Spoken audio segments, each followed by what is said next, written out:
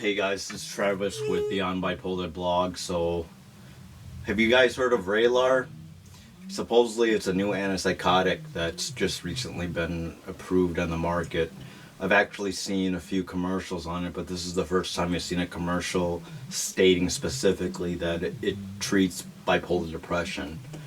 Now, I've heard that before actually, and I don't know if you guys seen Lithium commercials, but they also say that they uh, they help manage bipolar depression. Now, with that being said, to be honest with you, I think Lithium is a great drug when it comes to sleep, but depression,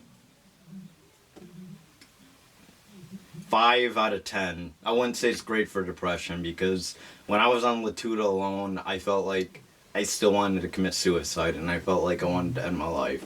But when I put on an antidepressant, I feel like an antidepressant, if you manage yourself with the mood stabilizer or antipsychotic, can be of great wonders to you. I actually take Zymbalta because of the fact that I feel it's a great drug in handling my depression, my bipolar depression, you can call it. Anyways, let's get back to the commercial and why I want to talk about it. Is there a common scenario with Vraylar and Lithium, or are there differences? Well, from what I've heard, although I've never been on it, what I've heard is that the price range is very similar to Lithium. They're both very expensive drugs, but if you're on disability or covered by SSI, you can supposedly get on it free of charge if you're on Medicare and Medicaid. It is reasonably pretty expensive. Lithium for 100 or for 30 tablets for 120 milligrams is literally $1,900 without insurance, so it's a very expensive drug. And I'm sure as I talked to a psychiatrist, he also stated that the drug is pretty similar to Lithium. Now, the one main difference is that I've heard that Vraylar, you don't need to take food with it.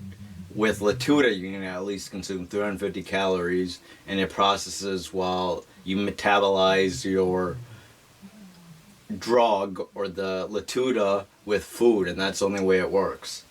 With Vraylar, I don't think you have to do that.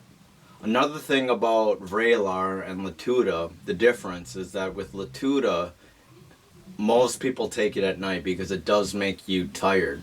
Now, I've never been on Vraylar, but according to my own psychiatrist, he says that it doesn't make you tired, and confirming that with another psychiatrist, he also stated it doesn't make you tired. So supposedly if you want to stay at work during the day and you get decent sleep at night, it's probably a pretty beneficial drug to be on. Now, other than those claims, my personal opinion is if you are on a medication, another antipsychotic, mood stabilizer, antidepressant, if you are on one of those and it works, then there's no reason to change. I'm on Lithium and I thought, well, I'm on 120 milligrams, the highest dose for Lithium. I feel like Vraylar might be a secondary option that I wouldn't mind opening the door to. But at the same time, I'm managing pretty well with Lithium alone. So I feel like, personally, there's no reason to change. Now, in other videos, I'll talk about Seroquel, Geodon, Risperdal, Invega, Clozaril, Zyprexa, and Abilify, because I've tried all those drugs and literally all of them had some sort of side effect that I was not accustomed to, which was the akathisia, the inner restlessness, the need to pace all the time, and it's a horrible feeling. Some people commit suicide at. The weight gain issues and the suicidal issues that followed while maintaining to stay on the drug. The closest second that I've actually stayed on drug was 6 months, and I've been on Lithium for 5 years, so 6 months is nothing compared to 5 years. But Risperdal was the one that worked for a while, but the akathisia was so bad I wanted to commit suicide, and then I ended up in the hospital and tried another drug I was already supposedly on, which was Seroquel, and at the same time, the somnolence, or I was like a zombie, and I literally couldn't do anything with my life because of the feeling it was caused. I just didn't want to do anything. The apathy, or I don't know how to describe it. I wouldn't say it's apathy, but the dystonia or catatonia One of the two, or the Ketonia was probably what happened when I was on Circle. Anyway, let's get back to Vraylar and Latuda.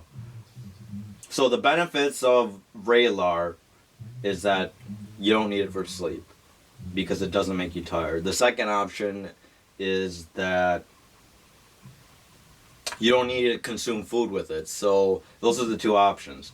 But Latuda, on the other hand, if you have problems sleeping, Latuda is a great drug to make you drowsy and tired and hopefully get the rest in that you need.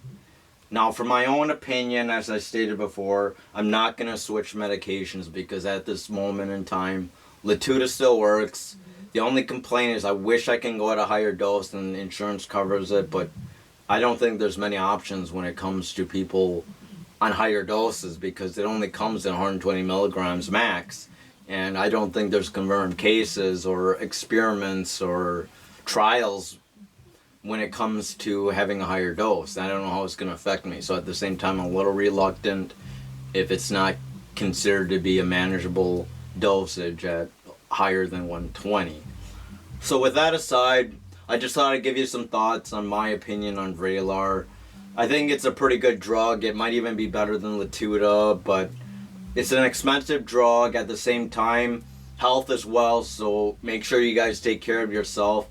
If you're experiencing suicide ideations or any type of self-harm or drug use or unable to see a therapist or can't see a psychiatrist, feel free to comment below and also list any of your complaints with any psychotics or mood stabilizers you tried. I've been on Lithium, Lamictal, Depakote, Seroquel, Geodon, Risperdal, Invega, Clozaril, Zyprexa, Abilify, all those drugs. And I've also been on a few others, antidepressants like not sertraline, but I'm on currently Zymbalta, and I used to be on Paxil, Wellbutrin, and there's another drug in there, Trintalex, which was something that I didn't experience too much good side effects with. But with that aside, I'll list more of the information below, and feel free to leave comments on Vraylar or any other drug that you want, that you've been on, because there's a likely scenario I tried it, and for me, if it works for you personally, then do not change. If you feel it works, stay on the drug. There's no reason to push yourself to switch medications all of a sudden you're not feeling well. But if you're struggling right now and the COVID's happening and you're not able to get your mental health in check, Vraylar is a good drug, because I'm also on Lamictal, but it's a mood stabilizer at the same time. It takes maybe a year to actually get to a target dose because you have to up it slow. With Vraylar, I don't know. It's probably the likeliest scenario you'd have to still increase it with increments to get at a target dose. But for now, I think that's it. Take care. Bye.